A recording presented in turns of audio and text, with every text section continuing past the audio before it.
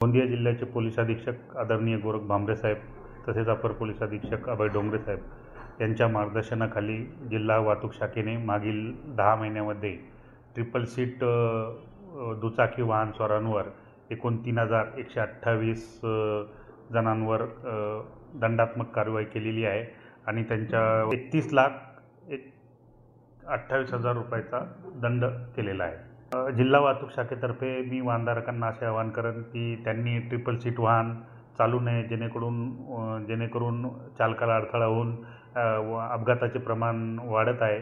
त्यामुळे त्यांनी triple seat वाहन चालू नये, मोबाईल टॉकिंग करू नये, त्याचप्रमाणे वाहतुकीच्या नियमांचे तंतोतंत पालन करावे, त्याचप्रमाणे हेल्मेट परिधान करावे, जेणेकरून अपघाताच्या वेळी आपल्या सुरक्षितता पाळली जाईल।